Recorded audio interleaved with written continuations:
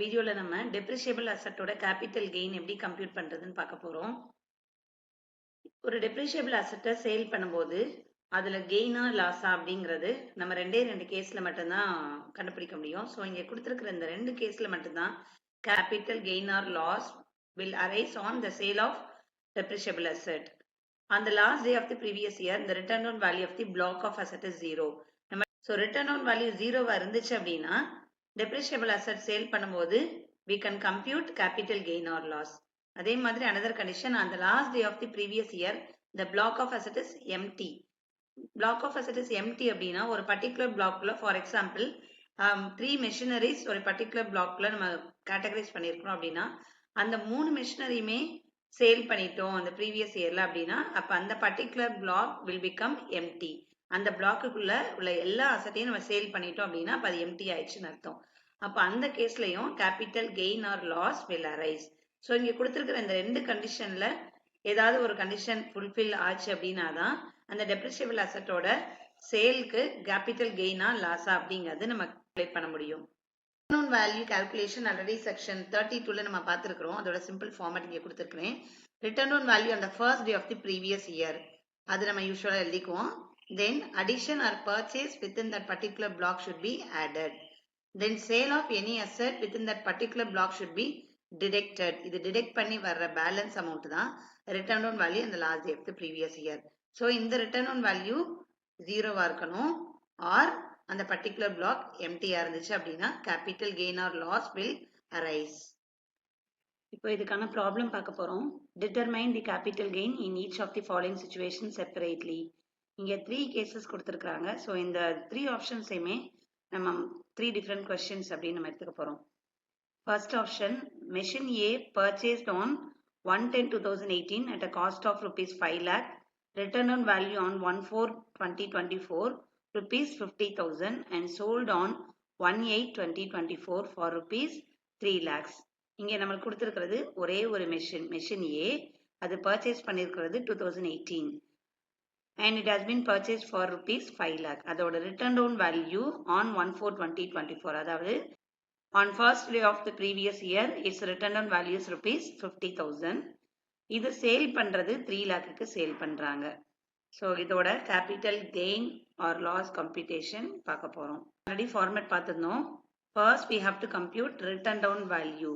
நம்ம 2 கண்டிஷன் பார்த்தோம் இல்லையா, ரிட்டர்ன் டவுன் வேல்யூ 0வா இருக்கணும், இல்லை அந்த பிளாக் வந்து எம்டி ஆயிடணும் அப்படின்னு.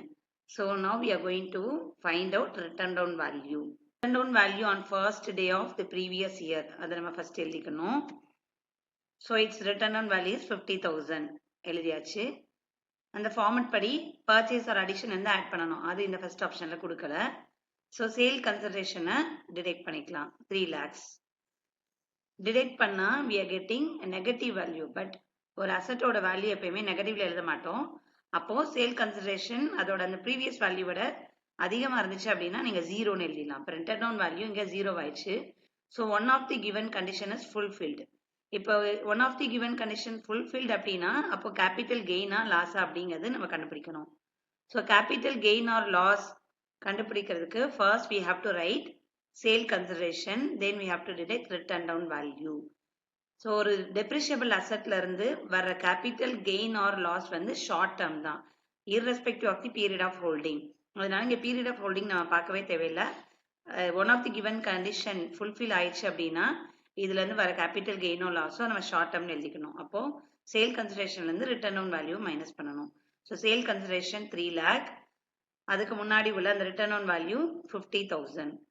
ஸோ இதை டிடெக்ட் பண்ணோம் அப்படின்னா we are getting 2,50,000. So that 2,50,000 is short term capital gain.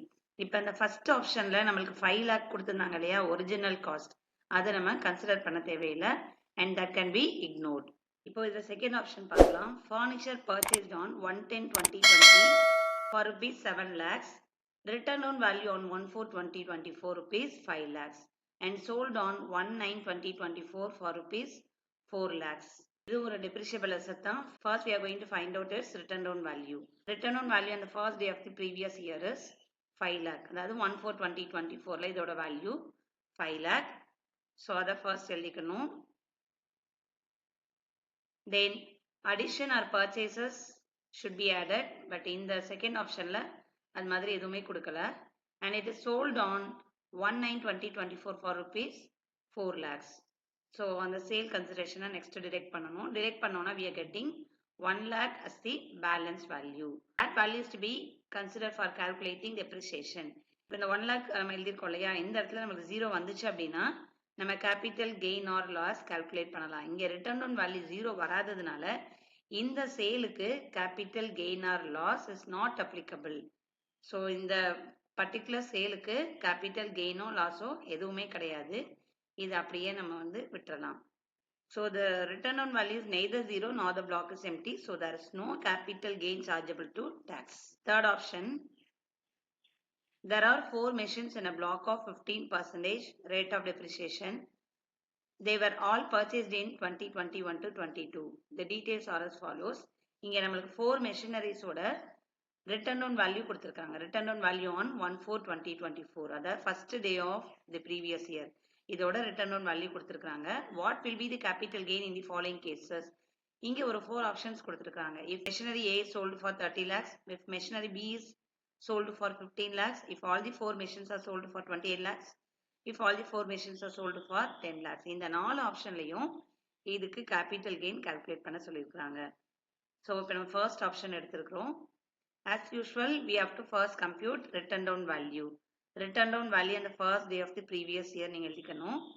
இப்போ இங்க நம்மளுக்கு 4 மெஷின் இருக்கு இல்லையா, அப்ப 4மே வந்து ஒரே பிளாக் தான். எல்லா மெஷினுக்குமே 15% rate of depreciation applicable சொல்லியிருக்காங்க. அப்ப இந்த 4 மெஷினுமே ஒரே பிளாக்ல தான் வரப்போகுது. அப்ப அந்த 4 மெஷினோட given return down value கொஸ்டின்ல கொடுத்திருக்கிற இந்த return down value டோட்டல் பண்ணி நம்ம எழுதிக்கலாம். So total 21,09,374. இந்த பர்டிகுலர் பிளாக்ல பர்ச்சேஸ் எதுவுமே இல்ல. So next step sale consideration minus பண்ணணும். இதுல நம்ம ஃபர்ஸ்ட் ஆப்ஷன் எடுத்திருக்கோம். If machinery A sold for 30 lakhs, அப்போ இங்க சேல் கன்சிடரேஷன் 30 lakhs. இதை டிடெக்ட் பண்ணா வர்ற வேல்யூ 0. சேல் கன்சிடரேஷன் இந்த ரிட்டர்ன் ஆன் வேல்யூ விட அதிகமான வேல்யூவா இருக்கு. அப்ப இந்த இடத்துல நீங்க 0 தான் எழுதணும்.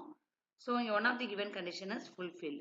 இப்போ ரிட்டர்ன் ஆன் வேல்யூ 0 அப்படின்னா கேபிட்டல் கெயின் கம்ப்யூட் பண்ணலாம். So first we have to write sale consideration, then we have to deduct return down value. இங்க return down value அப்படிங்கிறது ஆல்ரெடி டோட்டல் பண்ணியிருக்கோம் இல்லையா, அந்த 21,09,374 மைனஸ் பண்ணதுக்கு அப்புறம் பேலன்ஸ் we are getting 8,90,626.